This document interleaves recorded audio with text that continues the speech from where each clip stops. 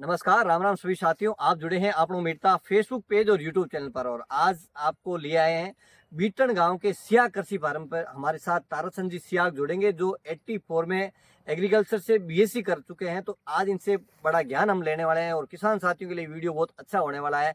इसके साथ ही बात करेंगे कि अभी सरकार भी एक मुहिम चला रही है कि पौधारोपण करो और प्रकृति को बचाओ। तो किस प्रकार से पौधारोपण कर रही है सरकार और सरकार को किस प्रकार के पौधे लगाने चाहिए ताकि वो आगामी दिनों में और ज्यादा फायदेमंद हो, इसी को लेकर बात कर रही है कि जो ड्रिप इरिगेशन के लिए जो कृषि कनेक्शन लेते हैं उनको सरकार सबसे ज्यादा जो बिल है उनका आता है, उनको किसी प्रकार रिबेट नहीं मिलती और जनरल कनेक्शन वालों को खूब सारी रिबेट मिलती है। तो इस पे भी हम चर्चा करने वाले हैं। तो इस वीडियो को लगातार देखना और इसको शेयर जरूर करना, आपको अच्छा लगे तो बाकी किसान साथियों के लिए भी बड़ा ये कारगर साबित होगा।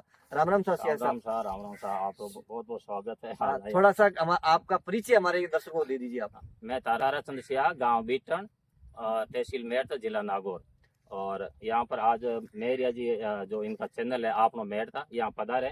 ये हमारे रास्ते मिल गए थे। इनके आप लोग सरकार ये प्लांटेशन के बारे में बहुत सारे प्लांटेशन मैंने किया, जिसको क्या कहते हैं आजकल सब कह रहे हैं कि ग्लोबल वार्मिंग हो रहा है और उसको रिड्यूस उसको करने के लिए वृक्षारोपण ही आवश्यक है। तो हमने जो अकॉर्डिंग जो इसके अपना जो एरिया है जो मेरठा का है, यहाँ पर कौन से पौधे अच्छे रहे तो जो ऑलरेडी जो इसके सिमिलर रहते हैं उनको लगाएं तो अच्छा है। जैसे हमारे यहाँ पर देसी बोर होती है, खेजड़ी होती है, केर होते हैं, देसी ये बबूल होता है और आजकल ये लेसवा भी अच्छा उत्पादन दे रहा है। तो हमने हमारे क्या कि यहाँ पर पानी खारा है और बंजर जमीन है, कुछ एकरेशी बंजर भूमि, उसमें इस तरह के हमने पौधे लगाए।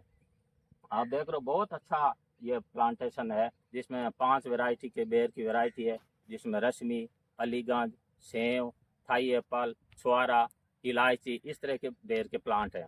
और साथ ही इसमें जो नेचुरली जो उगते हैं उनको संरक्षण करते हैं हम। जैसे ये खेजड़ी, आप हाँ ये जैसे ये खेजड़ी ये 3 साल का है, अब इसको लगाने की जरूरत नहीं है, ये जमीन से ऑलरेडी उगती, उसको संरक्षण की जरूरत है। बेस्ट उनको संरक्षण देना है, उसको काटना नहीं है। अधिकतर क्या कि जैसे अपना यहाँ पर कहते हैं हुड, हुड कर देते हैं। आप हुड मत हुड करें तो अंदर करें जो बाउंड्री है, बाउंड्री पर तो इसको जरूर बचाएं खेजड़ी को। खेजड़ी और केर ये बहुत ही उत्पादन देते हैं और खेजड़ी अपने नीचे दूर से सभी प्लांटों को एक बात ये निकल के आती है कि जैसे अब देखते हैं कि किसान साथी अपने खेत से जितने भी पेड़ है उनको काट रहे हैं, उनको ऐसा लगता है कि पेड़ के नीचे जो जमीन होती है वहाँ उनकी फसल अच्छी नहीं होती। तो खेजड़ी के बारे में थोड़ी जानकारी। पर खेजड़ी एक ऐसा है, ये अपने नीचे दूर से सभी फसलों को या पौधों को पनपने देती है।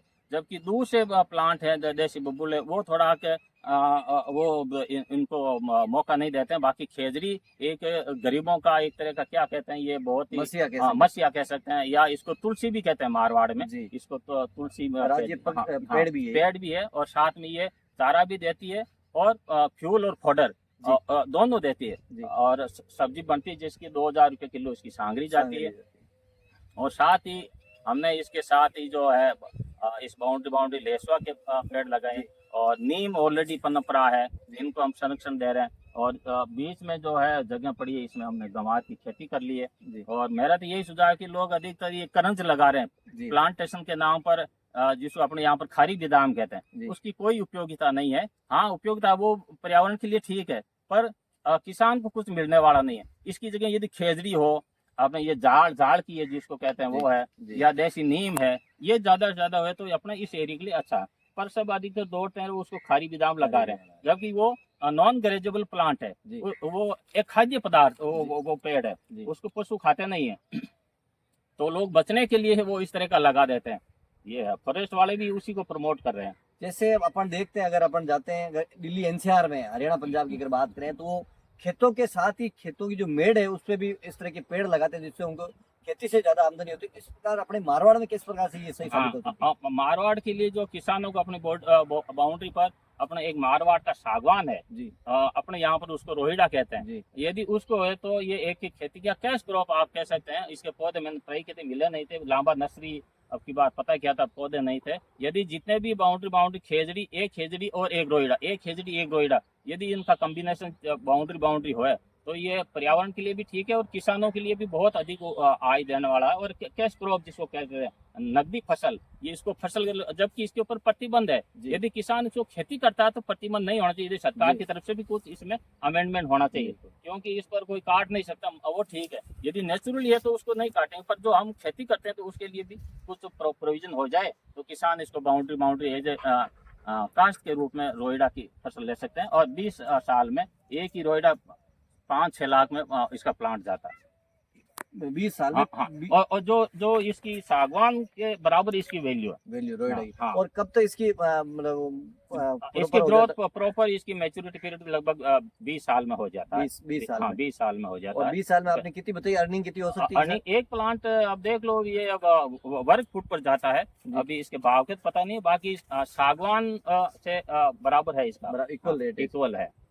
और इसके साथ ही हम बात करेंगे, आप दूसरी खेती भी कर रहे हैं तो इस बार ओवरऑल ये आगे जाएगा, रोहिडा की खेती, रोहिडा रोहिडा की खेती आगे जाएगी। और अभी बारिश से पिछले 1 महीने से लगातार बारिश हो रही, तो किस प्रकार से मूंग और गवार की फसल में प्रभाव पड़ा है इसका? प्रभाव क्या है कि करीब 25 जुलाई से लेकर के और आज 26 अगस्त हो गया है, कंटिन्यू बारिश है।